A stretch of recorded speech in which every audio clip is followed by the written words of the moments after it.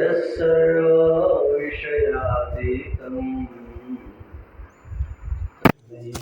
सर्वविदे नमो।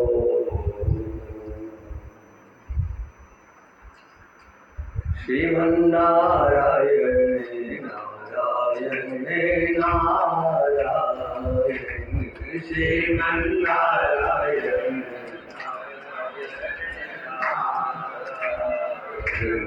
भजमन्नारायण नारायणे नारायण भजमन्नारायण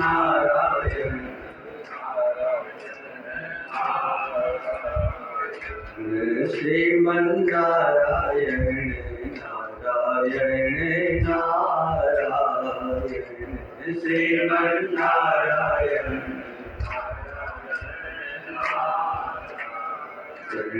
भजमन्नारायण नारायण नारायण भजमन्नारायण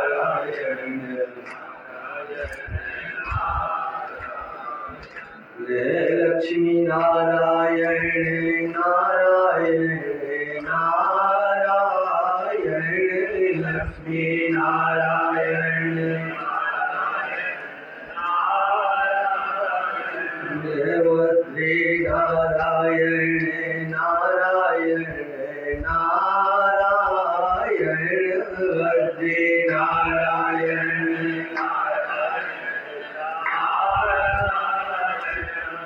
श्रीमन्नारायण नारायण नारायण श्रीमन्नारायण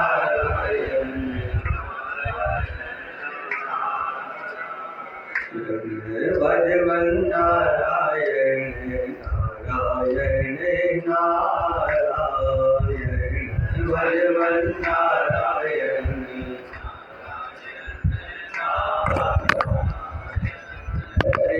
श्रीमन्नारायण नारायण नारायण श्रीमन्नारायण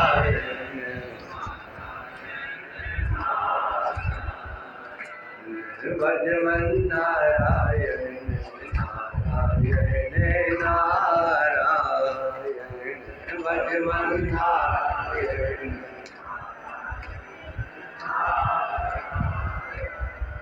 बोले सच्चिदानंद भगवान की जय। श्री नीलकंठ भगवान की जय।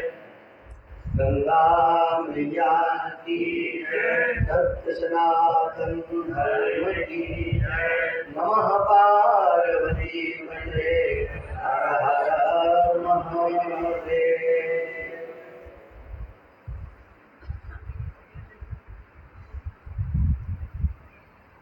भगवती भागीरथी पतितारिणी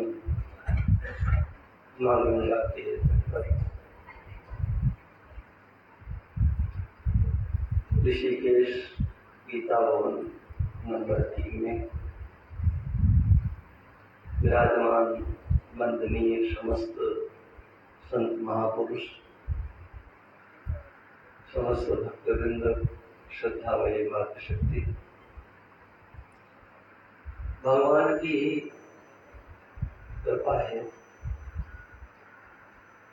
और हमारे सत्कर्म भी हैं, दोनों के योग से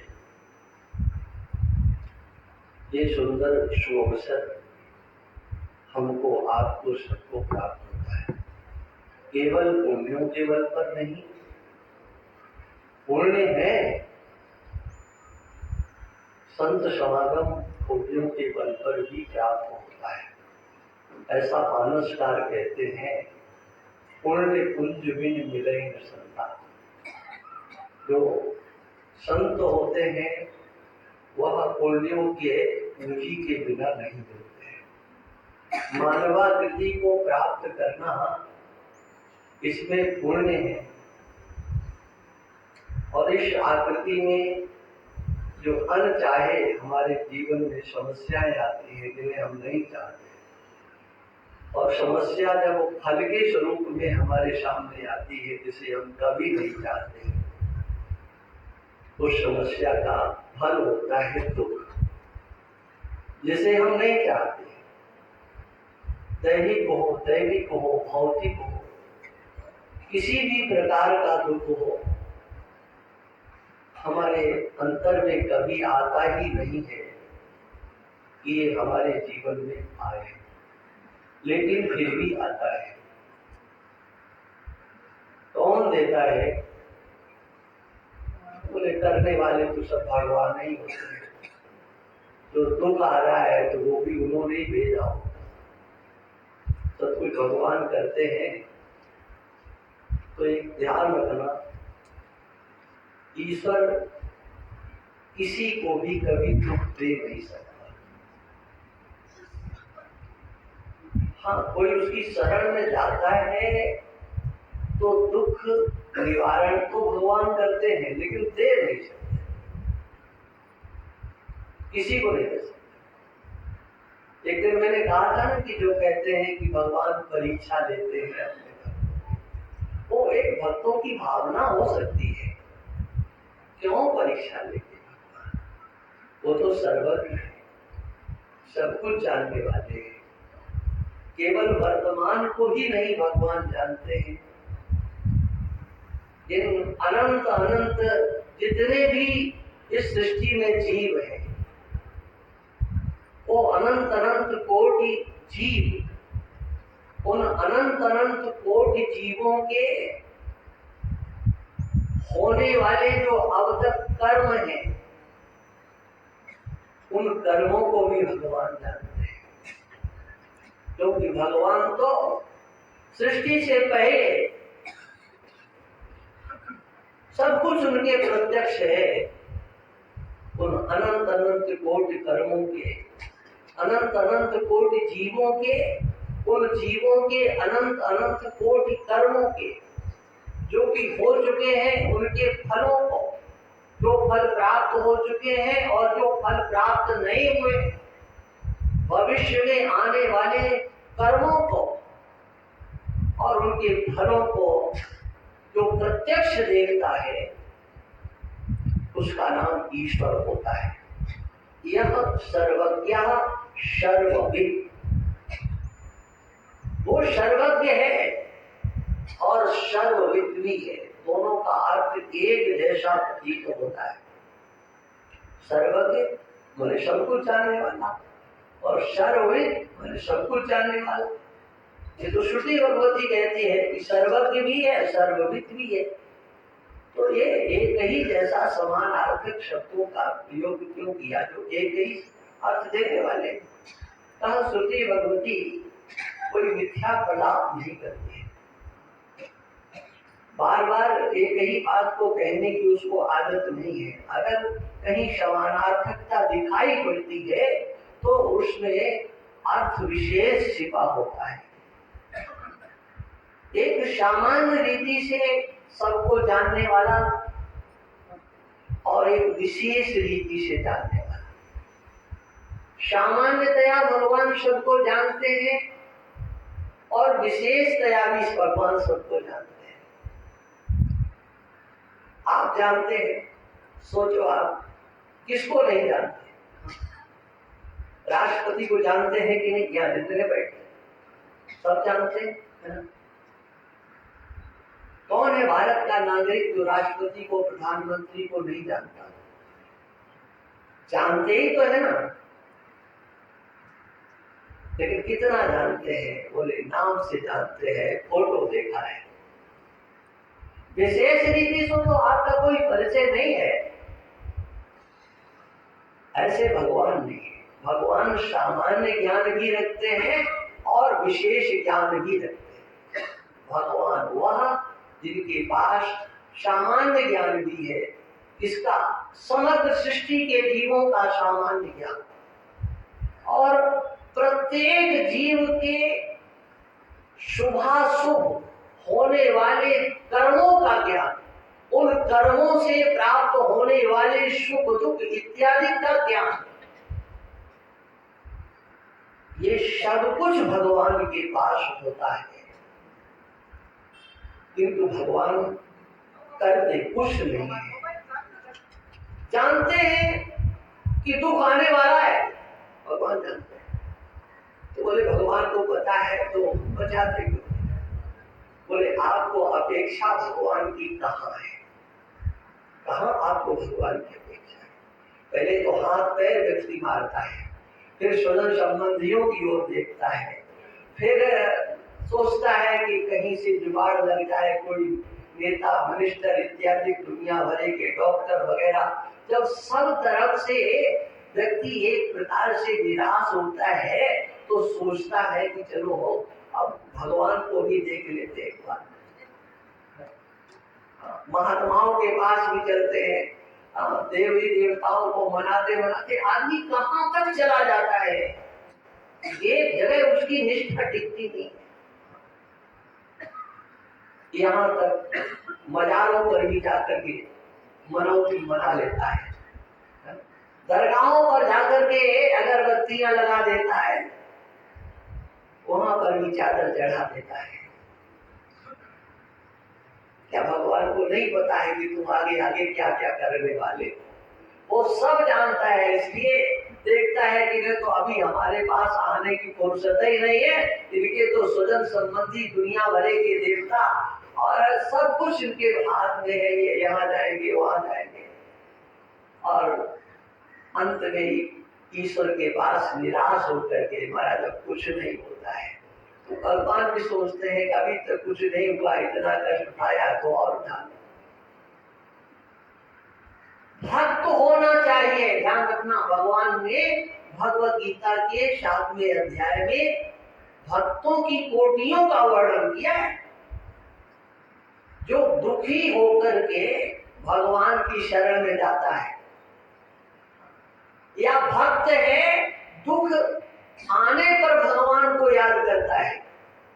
थोड़ा अंतर करोगे कि नहीं? एक दुखी होकर के भगवान की शरण में जाता है और एक भगवान का भक्त है, दुख आने पर भगवान के सिवा और किसी को याद नहीं करता। कितना बड़ा अंतर। वैसे कोई मतलब नहीं है, लेकिन कोई समस्या आई तो देखते हैं। लेकिन भक्त है क्या? द्रौपदी के जीवन में समस्या आई, भक्तों के जीवन में समस्या एक नहीं, इतिहास ही भरा पड़ा है। लेकिन वो पहले भक्त है और भक्त होते हुए जब दुख आता है उनके जीवन में, तब वो भगवान के सिवा और किसी को याद नहीं करते। और भगवान कहते हैं कि वो पुण्यात्मा है और जो दुख आने पर हमें याद करते हैं। सोचिए, दुख तो भरा पड़ा है संसार में, कहां दुख नहीं है? दुख है, लेकिन हम भगवान को कितना याद करते हैं। मांग मांग करके खाते हैं, एक एक पैसा मांगते हैं, एक एक रुपया मांगते हैं। हालांकि हम पैसा और रुपया की, 1 रुपया की कीमत नहीं है। ये मांगने वाले भी अगर उनके झोली में तो हल्का फुल्का सिक्का डाल दो ना तो फेंक देते, नाराज हो जाते हैं, हमारा अपमान करते हैं। क्या समझ रखा है? हमने देखा है भाई, उन्होंने अपनी वैल्यू बढ़ा ली है अपने आप। हम मांगने वाले तो है, लेकिन हल्का फुल्का ऐसा मत समझ ले। उनसे आप कहो कि चलो हम आपकी रहने की व्यवस्था करते हैं, हम आपको भोजन देते हैं, ये काम छोड़ दो। बोले ये तो हमारा धंधा है। वो धंधा बना लिए मांगना। सोचो, मांगने में भी उन्हें सुख नजर आने लगा, उसी में वो संतुष्ट होते हैं। चौराहों पर, मंदिरों के पास कितनी दीनहीन आवाज उनकी होती है। आप लोग अगर बनाना चाहो ऐसी आवाज निकाल नहीं सकते हो, लेकिन उनकी आवाज देखो, पत्थर से पत्थर पिघल जाए। दुख उनके जीवन में बहुत है, लेकिन आप उनको कहो चलो बैठ करके भजन करो, हम सब कुछ तुम्हारा योगक्षेम पालन करेंगे, वो तैयार नहीं हो सकते हैं किसी भी कीमत पर। यही कैलाश आश्रम है बंदा उस बार। एक बार महात्मा बाहर निकले, थोड़ी भंडारा इत्यादि था, कुछ आज्ञावाद घंटी नहीं हुई। ऐसा एक दूसरे को कहने लगे 10-5 मिनट होते हैं, घंटी तो फिक्स होती है, 11 बजे तो 11 बजे, 11:30 तो 11:30, और 2-4 मिनट लेट हो गई तो महात्मा लोग एक दूसरे से कुटिया से निकल, क्या बात आज घंटी नहीं। और वहीं चल रहा था काम, तो वो जो मजदूर लोग थे बोले देखो देखो, हम लोग सवेरे से लगे और अभी हमारे खाने का समय नहीं हुआ, ईंट बर्तन चिनाई का काम चल रहा है, और ये अब निकले हैं बाहर और सीधे सीधे घंटे, कौन सा इन्होंने काम किया, अरे क्या करते हैं ये। महात्माओं ने सुना और जो बड़े महाराज थे उनसे कहा कि हम लोगों की तो इन मजदूरों की बराबरी कीमत है। ये कहते हैं लोग क्या करते हैं, क्या किया, 5 मिनट घंटी लेट हो गई। हाँ, उनका विचार यही है, वो यही तक सीमित है। दूसरे दिन जब वो मजदूर आए तो जो महाराज थे उन्होंने कहा देखो आज काम मत करो, ये कमरा है, यहाँ आप लोग बैठो, काम मत करना, तो कुछ नहीं करना है, बस राम राम करना है, जो तुम्हारा नाम अच्छा तुम्हें लगता हो, हर हर शिव शिव राम राम तंगा हम पूरा दिन की जो होता है वो हम देंगे, कुछ नहीं करना है। पहले तो उनको लगा चलो कि तो बहुत अच्छी बात, थोड़ी देर घंटा 1.5 घंटा हुआ, एक दूसरे को देखने लगे कि भाई ये कब तक करेंगे। बोले ये तो पूरे दिन की 8 घंटे 9 घंटे की बात, पहले 8 घंटा 9 घंटा नहीं होता था, देर तक काम चलता था, 10-11 घंटे तक काम चलता था। बोले तो जब छूटेगा तब छूटेगा। वो सब निकल के कमरे से बाहर आए, बोले महाराज हमें मजदूरी नहीं चाहिए, हम चाह रहे काम करवाना हो तो आप खबर भेज देना, हम आ जाएंगे, ये हमसे नहीं हो सकता। नहीं समझ गए ना, समझते इसमें क्या लगता है, अरे बहुत मेहनत पड़ती है जी, एक जगह बैठ करके एक धारा को चलाना, एक काल में बंध जाना, एक देश में बंध जाना, कुछ अक्षरों के साथ एकीभूत हो जाना। अरे भगवान के नाम में अक्षर ही तो है, अक्षरों के योग से ही तो मंत्र बनता है। मैंने उनकी पुनरावृत्ति करना, एक देश में आवृत्ति करना, एक काल में आवृत्ति करना, ये सामान्य कार्य नहीं होता है, सब इसमें नहीं लग पाते हैं। पाठ बता दो, बोले आज गीता का पूरा पाठ करना तो कर डाले, बोले 3 बार करना कर डालेंगे, लेकिन 3 बार गीता का पाठ करने में जो समय लगता है, और तो बस अब यहीं बैठ करके माला जपना है, नाम संकीर्तन करना है, इतने घंटे पता लग जाएगा कि क्या सरल कार्य।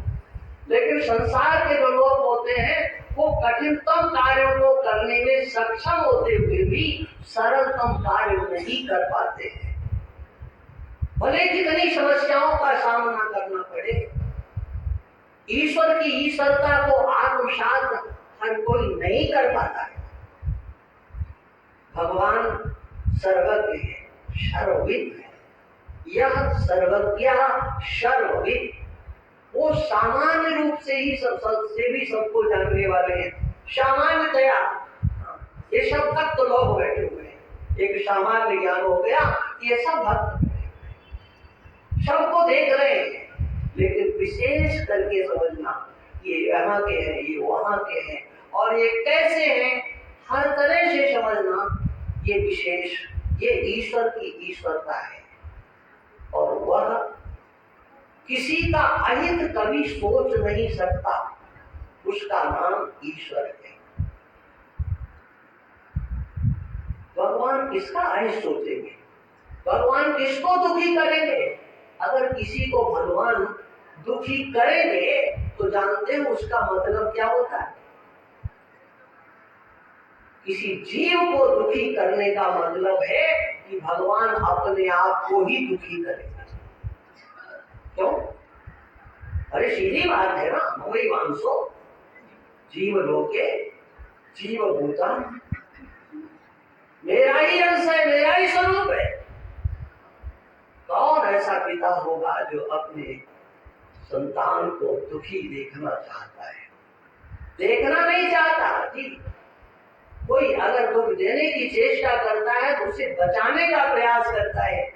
कोई भी माता पिता अपने पुत्र को दुखी करना तो चाहते ही नहीं है। और फिर भगवान तो अनंत अनंत कोटि माता पिता के भी माता पिता है, उनके जैसा और कौन हो सकता है? संसार में ये दावा करने वाले तो बहुत होते हैं, हम तो तुम्हारे हित की सोचते हैं, तुम्हारा कल्याण हो, तुम आगे बढ़ो, तुम्हारी उन्नति हो। लेकिन उन बेचारे संसार के लोगों को पता ही नहीं होता है कि कल्याण किसमें है, उन्नति किसमें है और हित किसमें है। वो तो संसार के व्यक्तियों वस्तुओं को प्राप्त करवा देना या संबंध जुड़वा देना, इतने मात्र तक सीमित होते हैं, उससे आगे तो जानते ही नहीं। यही तो संसार के लोगों की धारणा है। हमारी संतति कहां तक जाए? कल्पना करो, आप अपने बालक को कितना धनवान देखना चाहते हैं, आप अपने बालकों को कहां तक देखना चाहते हो? कोई सीमा है? एक बार शांति से विचार करना, अपने पुत्रों और पौत्रों को हम किस रूप में देखना चाहते हैं, और उसके लिए आप सोचते हो कि हम कितना कर दें इनकी मदद। एक व्यक्ति को मैंने देखा, गांव का था, उसने कहा महाराज हम तो नहीं पढ़ पाए, लेकिन हम मजदूरी करता था, लेकिन हम अपने बच्चों को इंग्लिश मीडियम से पढ़ाएंगे। सोचो, मजदूर है, नहीं पढ़ पाया। सोचता है कि जहां बड़े बड़े लोग अपने बच्चों को भेजते हैं, हम वहां, लेकिन दूसरों के लिए नहीं, पड़ोसी के लिए नहीं कि पड़ोसी का बच्चा बहुत अच्छा है, पढ़ने में बड़ा होशियार है, चलो हम इसकी मदद करते हैं। कौन सोचता है? नहीं, हमारा दूसरों की संतति के संबंध में आपकी दृष्टि नहीं जाती। कोई आगे बढ़ जाए, कोई हो सकता है सहृदय जो सोचता हो या इनका भी हित हो जाए, इनका भी कल्याण हो जाए। एक बार हम काशी में खेमका जी के यहाँ केदार घाट पर ठहरे हुए थे, तो वहां एक सेवक था, उसने एक दिन मेरे से कहा कि आज महाराज हम जा रहे हैं और थोड़ा हमें देर हो गया। मैं कहाँ जा रहे हो? बोले हम खेमका जी के घर जा रहे हैं। मैंने कहा क्यों जा रहे हो? बोले वो यादव कुल में जन्म लिया। बोले हमारा पूरा गांव हमारे लोगों का है, और उसमें कुछ गांव हमारे ब्राह्मणों के भी, वो हमारे कुल गुरु है। तो हमारा उनका एक छोटा सा बालक है, हम सोचते हैं कि जो है खेमका जी से जाकर के प्रार्थना करें, ये हमारे गांव के पुरोहित का बच्चा है, इसे आप अपने यहाँ रख लीजिए। मैंने कहा तुमको क्या मिले? अरे कहा हमें मिलेगा? बोले आगे चल करके वही तो हमारी पुरोहित ही करेगा, उसी को तो कर्मकांड कराना है, नामकरण करना है, ब्याह कराना है। और वो केमका जी के स्कूल में जहाँ बच्चे हैं वहां अगर भर्ती हो जाएगा तो हम लोग निश्चिंत हो जाएंगे। आप सोचिए, ये वो छोटे से बालक था, वो ज्यादा 24-25 साल का लड़का होगा, केमका जी की यहाँ सेवा करता, लेकिन उसकी भावना कितनी उदार थी। ये पढ़ जाएगा तो हमारा भला होगा। कौन है यहाँ रखते, कौन ये सोच रखते हैं कि ब्राह्मणों के बालकों को अच्छी शिक्षा मिल जाए, कर्मकांड सीख जाए, वैदिक मंत्रों का उच्चारण विधिवत उनको आ जाए, श्राद्ध कर्म इत्यादि कराने की योग्यता उनके अंदर आए। सोचो कहाँ कौन सोचता है, कितने सोचते हैं। ये तो सोचते हैं कि अच्छे ब्राह्मण मिले, और आज मिलते नहीं है। अरे तुमने किया क्या है, मिले तो उसके लिए आप तो सीमित हो। अब शांति आएगी कि शांति आएगी तब सुख आएगा। विचार करो, सुख और शांति, तेषां सुखम शाश्वतम नेतरेषां, तेषां शांति शाश्वती नेतरेषां। दो बार एक ही बात को कहा, उस परमात्मा को समझ लो। श्रुति ने कहा जिसने उस परमात्मा को समझ, अंतस्थ में कहाँ बैठे हैं वो, ये संसार के लोगों की कहानियां। अच्छी जगह पर बैठ करके भी मन अशांत होता है, बेचैनी, रुक नहीं सकते वहां। पहले हम 7 नंबर में था तो वहां हम देखते लोग जाते, वैसे तो हम ही जाते थे लेकिन लोग जाते थे, हाँ यहाँ तो बड़ी शांति है, बड़ा अच्छा लगता है। और थोड़ी देर के बाद हमारा चल, मैंने कहा क्या हुआ भाई? मैंने थोड़ी देर भी रुक नहीं पाएंगे, चाहेंगे हाँ ये तो बहुत अच्छा है, बड़ा आनंद लगता है, बड़ा अच्छा लगता है। और फिर कहेंगे चलो शांति मिल रही है तो जरा रुको ना, शांत होकर के बैठो। नहीं नहीं, बेचैनी है, बेचैनी है, कुछ अच्छा नहीं लगता है। बताओ आपका मन कहाँ टिका हुआ है? हम कहते भगवान को एक बार छोड़ दो, अपने मन से ये कहो तुम्हें जो व्यक्ति अच्छा लगता हो तुम उसी का चिंतन करो, उसके सिवा कुछ नहीं। तुम्हें जो वस्तु अच्छी लगती हो उसी का चिंतन करो, और कुछ नहीं। जाने दो भगवान को अलग। किसी भी संसार की वस्तु को जैसे तुम सर्वोपरि अच्छा समझते हो, चाहे वो वस्तु हो, चाहे व्यक्ति हो, चाहे स्थान हो, प्राप्त कर लो। फिर उसके बाद देखो क्या होगा।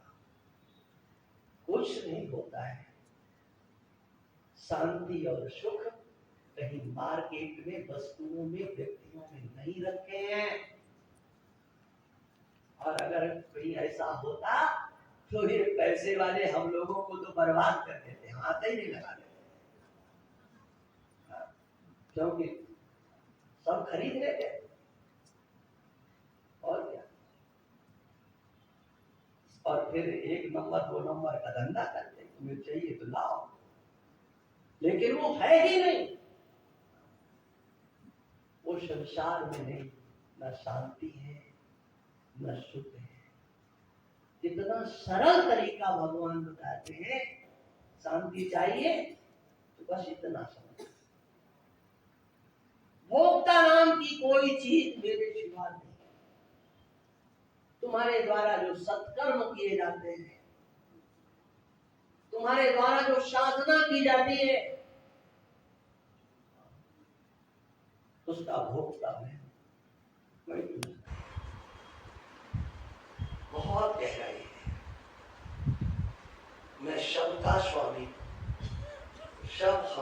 आश्रित हैं और मैं किसी का अहित नहीं करता, मैं हितैषी हूं। सोचो आप, भगवान किसकी बात कर रहे हैं? सबकी बात कर रहे हैं ना, लेकिन आपके परिवार के बच्चों को छोड़ करके, क्योंकि आप उनके हितैषी बने हुए, आप जो अपने बच्चों के हितैषी बने हो, भगवान ने उनको तो बाहर कर दिया ना कि नहीं नहीं ये तो बड़े आदमी है, ऐसा तो नहीं भगवान ने कहा। स्वयं सर्वभूता, समस्त जीवों के हितैषी है। तो सोचो वो आपके परिवार के, आपके समाज के किसके हितैषी नहीं है जी? और अशांति कहां से निकलती है? जब आप व्यक्ति से जुड़ते हो, परिवार से जुड़ते हो और स्वयं ठेकेदार बनते हो। हम इन लोगों के लिए हैं, अब शेष जीवन बचा है, और कुछ थोड़ा हो जाता, अच्छा हो जाता। भगवान उनका तो है ही नहीं, आगे क्या होगा? माने उनका भगवान नहीं है, तुम ही विधाता हो, तुम ही अन्नदाता हो। ईश्वर तो है ही नहीं। ईश्वर की ईश्वरता का आपके अंदर कितना स्थान है, ये तो जरा विचार करो और सोचो। जब ये अंतर में आपके आएगा कि भगवान तो सबका हित करने वाले हैं, अरे ये तो भगवान, कथाओं को पढ़ो, लीलाओं को सुनो, देखो भगवान तो उनका भी हित सोचते हैं जो भगवान का अहित सोचते हैं। ये रहे ही नहीं, ये कहां से भगवान? है ही नहीं भगवान। कौन कहता भगवान है? भी तो क्या है, हमारा क्या करें? दुर्योधन का कहना यह है कि आप जिसे भगवान कहते हो वो भगवान क्या करेगा? हमारे पास ऐसी सेना है, जल में, थल में, नभ में, अग्नि में, सब जगह गति है उसकी।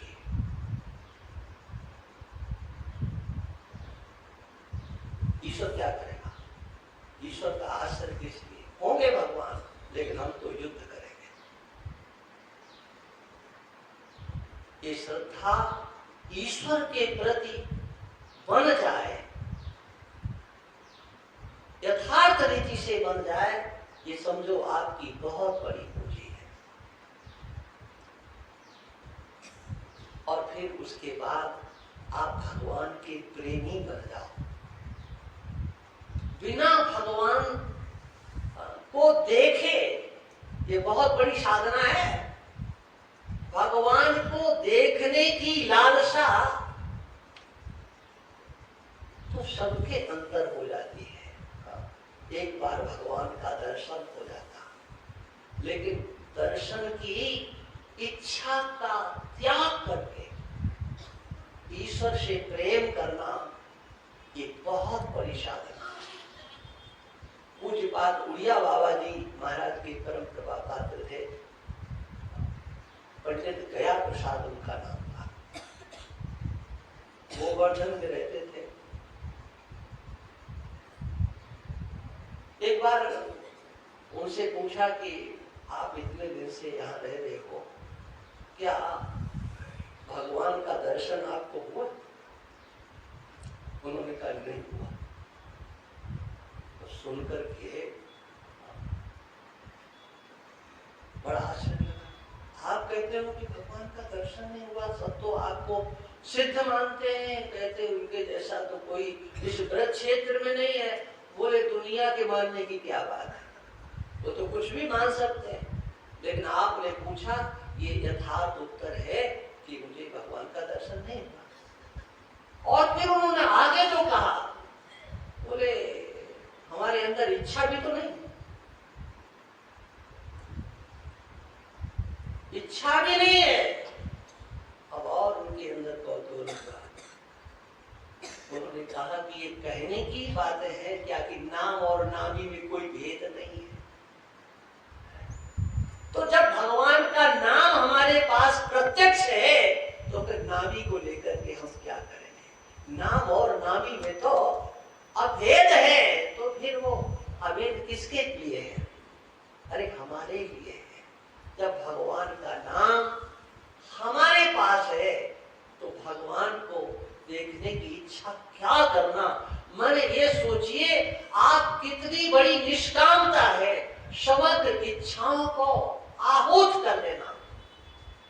सोचो, जिसके अंदर ईश्वर के रूप सौंदर्य को देखने की भी इच्छा नहीं होगी, वो संसार से कितना बड़ा वैराग्यवान होगा। जो भगवान से भी कोई अपेक्षा नहीं करता है, उसके त्याग की क्या कोई माप जोग है? बल्कि मानसकार तो लिखते हैं कि ऐसा जो निष्कामी भक्त होता है, आपसे कुछ नहीं मांगता है लेकिन आपसे प्रेम करता है।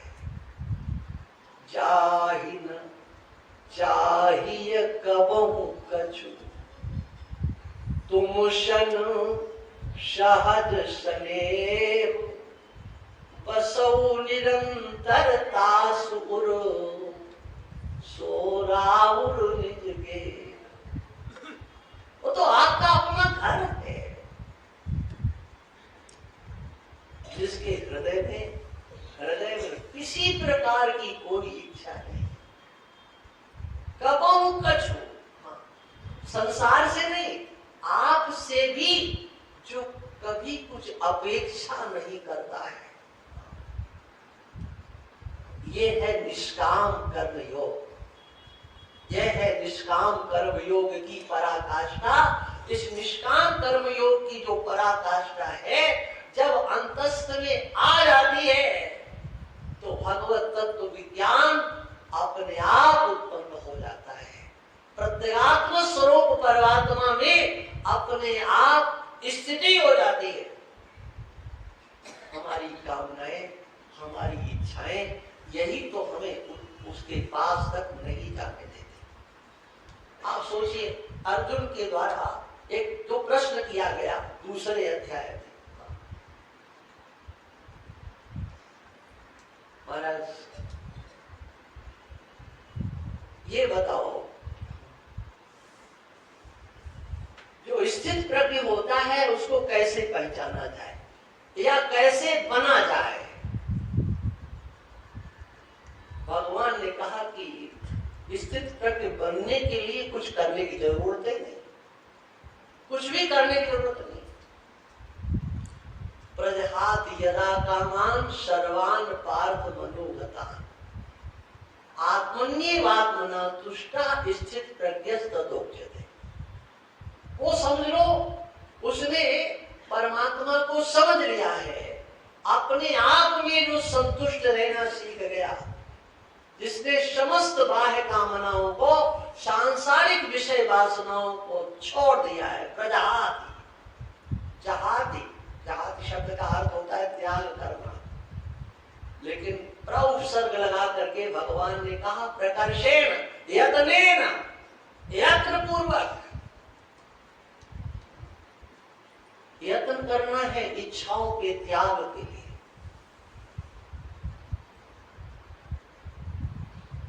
चौबीस घंटे में एक समय ऐसा आता है जो अज्ञानी क्या, पशु पक्षी भी समस्त इच्छाओं से रहित हो जाता है। जब गहरी नींद आती है, सुषुप्ति में जब व्यक्ति जाता है तो उसके अंदर किसी भी प्रकार की कोई कामना नहीं रहती है, कोई वासना नहीं रहती है।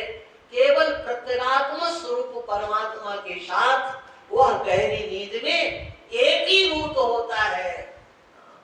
सता सौम्य तदा संपन्नो भवति, ये छांदोग्योपनिषद ने कहा।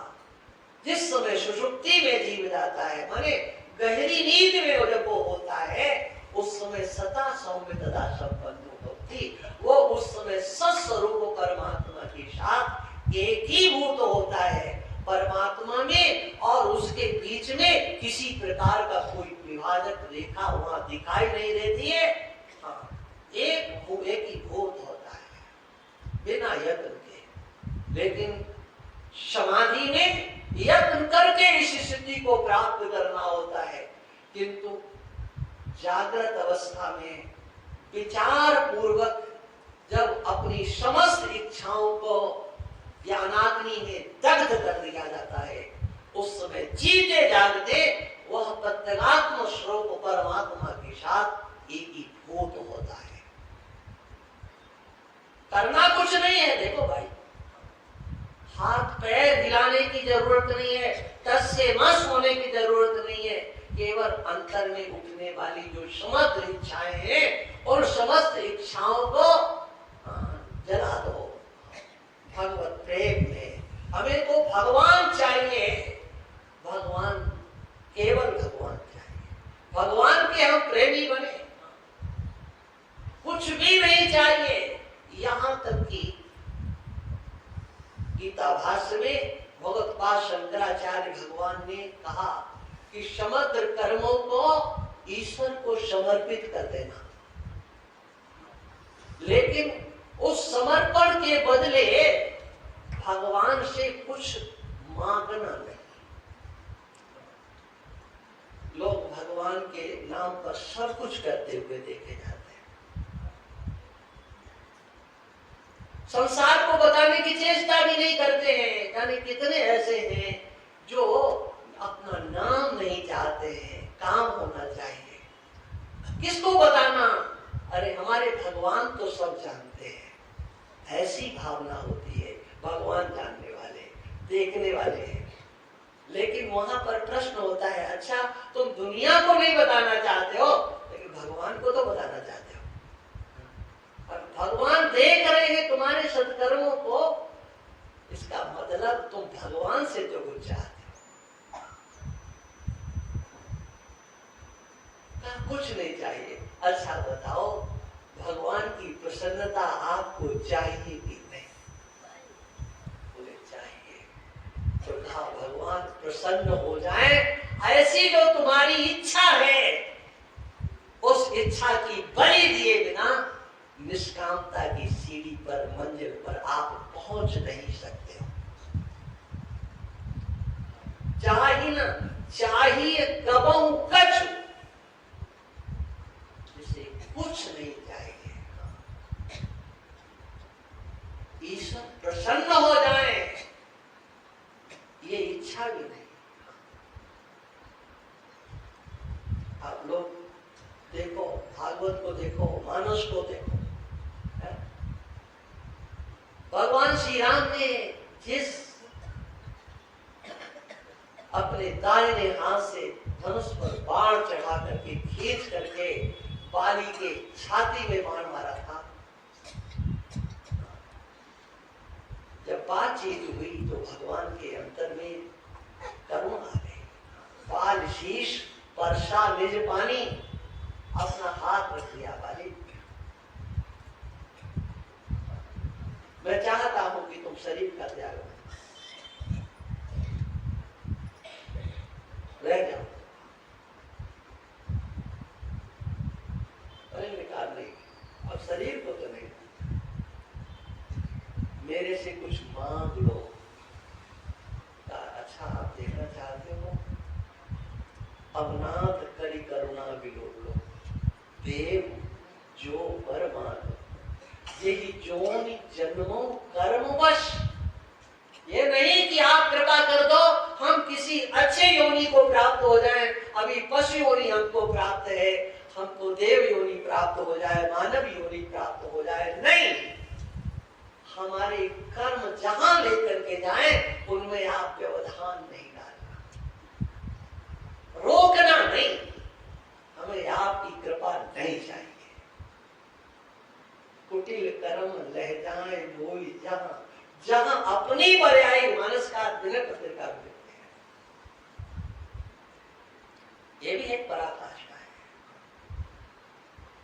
त्याग की, समर्पण की, ईश्वर से भी कुछ नहीं चाहिए। मुझे अपने कर्मों का फल भोगना है,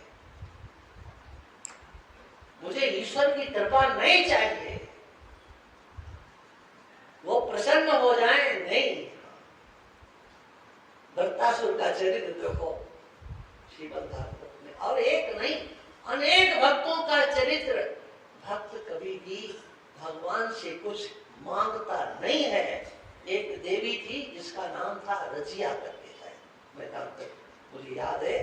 एक बार वो बहुत बीमार पड़ गई। भगवान कृष्ण की अनन्या थी, और ये दुनिया के लोग तो मौका देखते रहते हैं हंसी उड़ाने का। जब वो बीमार पड़ी तो लोगों ने कहा तुम भगवान से नहीं कहते? अरे भगवान से प्रार्थना करो, भगवान तुम्हारी इस समस्या को दूर कर सकते हैं। तो उसने कहा कि ये जो समस्या तुम्हें दिखाई पड़ती है, क्या वो हमारे भगवान को नहीं दिखाई पड़ती? जो दुख तुम्हें दिखाई पड़ता है, क्या हमारे भगवान को नहीं दिखाई पड़ता? वो सब जानते हैं हमारे अपने कर्मों का जो फल है वो मुझे ही भोगना है।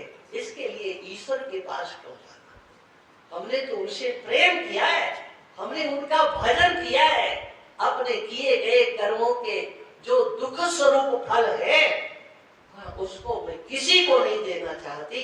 वो तो हमारे ही जीवन में हमको ही भोगना है, उसमें ईश्वर को बीच में क्यों लेकर के आना? ये क्या है? ये ईश्वर के प्रति एक हमारा समर्पण, एक हमारी निष्ठा।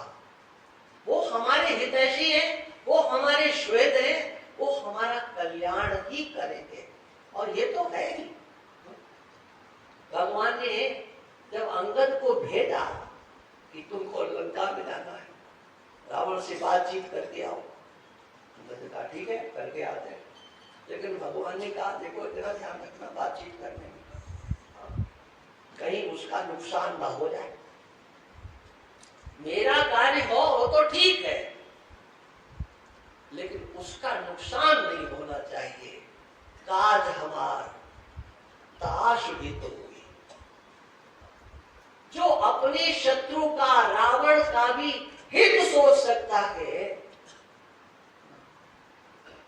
मारने वाले का, गाली देने वाले का हित करता है, सोचो वो कितना बड़ा अपने इस लीला के द्वारा संबल प्रदान करता है। नेमते शिशुपाल दिन प्रति देत गनिगन का, मानसकार ने मेरा पत्रिका में लिखा। शिशुपाल का काम था कि वो गालियां देता था, गिन गिन करके देता था। तो भगवान ने कहा था कि देखो 100 गलतियां तेरी माफ करूंगा, उससे आगे बढ़ेगा तो देख लेना। तो वो हिसाब लगा करके रखता था कि कहीं पूरी 100 न हो जाए। और एक बार वो भूल गया, वो 100 से आगे बढ़ गया। भगवान ने मार तो दिया उसको, लेकिन उसे अपने से अलग नहीं किया। युधिष्ठिर इत्यादि को सभा में बैठे हुए उन्होंने देखा शिशुपाल की पुरस्तिका निकल करके भगवान के मुखार बिंदु में प्रविष्ट हो गई। पुरस्तिका माने सूक्ष्म शरीर से युक्त जो चिदाभास चैतन्य होता है, जीव होता है, उसको पुरस्तिका कहते हैं। आत्मा का न कहीं आना होता है न कहीं जाना होता है। नित्या सर्वगता स्थान रचनो यम सनातन, वो तो अचल है, नित्य है, सर्वगत है। स्थान में आत्मा का कहीं आना जाना नहीं होता है। लेकिन जब तक आत्म साक्षात्कार नहीं होता है तब तक आना जाना भी होता है। अज्ञान है, भेद है, वो अलग है, हम अलग हैं। ये जब तक है तब तक पुरस्तिका का गमन होता है। और भगवान ने उसके ऊपर कृपा की। अरे तुम मेरे से द्वेष करते हो ना, ये मान करके क्या मैं तुमसे अलग हूं? अरे तुम मेरे को अलग मानते हो शिषपाल, लेकिन मैं तो तुम्हें अलग नहीं मानता हूं। आओ आओ आज एक हो जाओ। और वह पुष्टिका निकल करके भगवान के श्री मुख में प्रविष्ट हो गई। गाली देने वाले को सोचो भगवान ने क्या कहा। अरे तुम स्तुति करते हो, गिड़गिड़ाते हो, हाथ जोड़ते हो, स्तोत्रों का पाठ करते हो और फिर भी सोचते हो कि पता नहीं भगवान देख रहा कि नहीं देख रहा, सुन रहा कि नहीं सुन रहा। जो शिशुपाल की ही गलतियों का हिसाब किताब रख सकता है तो तुम्हारी माला का हिसाब किताब नहीं रखेगा क्या? वो तुम्हारे पूजा पाठ का, तुम्हारे स्तोत्र इत्यादि के पाठों का हिसाब नहीं रखेगा क्या? जब उस गाली देने वाले दुरात्मा का भी भगवान कल्याण कर सकते हैं तो हमारा कल्याण क्यों नहीं होगा? इन लीलाओं के माध्यम से भगवान ने बताया शयदम सर्वभूतानां, मैं सब का हितैषी हूं, किसी का भी मैं अहित नहीं करता। ये निष्ठा बनाना, भगवान को ऐसा समझना, यथार्थता से समझना। मान्यता के का विषय हमारा ईश्वर केवल नहीं रहे, वो हमारे ज्ञान का विषय बन जाए। ऐसा जो भगवान वो सबके ऊपर, हमारे ऊपर कृपा कर रहा है। इस गीता भवन में अनवरत सत्संग चल रहा है। आप सब लोगों का हम धन्यवाद करते हैं। गीता भवन का, गीता भवन के ट्रस्टियों का, गीता भवन के प्रबंधकों का, और सबसे ज्यादा जो गीता भवन में रहने वाले हैं और आसपास से जितने भी आने जाने वाले इस भक्तगण हैं, श्रोतागण हैं, ये उत्साह बढ़ा देते हैं। जब आकर के बैठता हूँ तो लगता है कि अब इतने ही है, लेकिन बोलना जैसे शुरू करता हूँ आप सब समय से आकर उपस्थित हो जाते हो। उत्साह का वर्तन करने वाले आप समस्त श्रोताओं का भी बहुत बहुत धन्यवाद करता हूँ और अपनी वाणी को विराम देता हूँ। श्रीमन नारायण नारायण नारायण, श्रीमन नारायण नारायण, भजमन नारायण नारायण नारायण, भजमन नारायण नारायण नारायण, श्रीमन नारायण नारायण नारायण, श्रीमन नारायण नारायण नारायण, भजमन नारायण नारायण नारायण, भजमन नारायण नारायण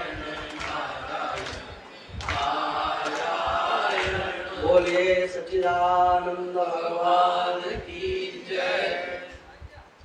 आज महाराज श्री का इस सत्संग सत्र का ये अंतिम सत्संग है और आज ही महाराज जी यहाँ से प्रस्थान कर जाएंगे।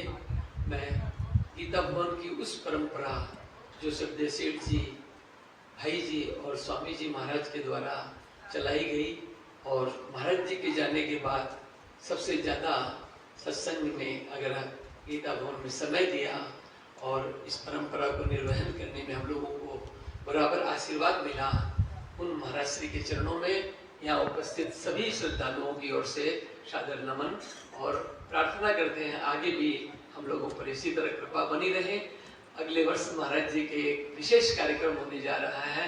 उस कार्यक्रम के कारण से इस बार अगर समय ज़्यादा भी देते तो महाराज जी कहते भैया हमें जल्दी जाना है, क्योंकि हमारे अगले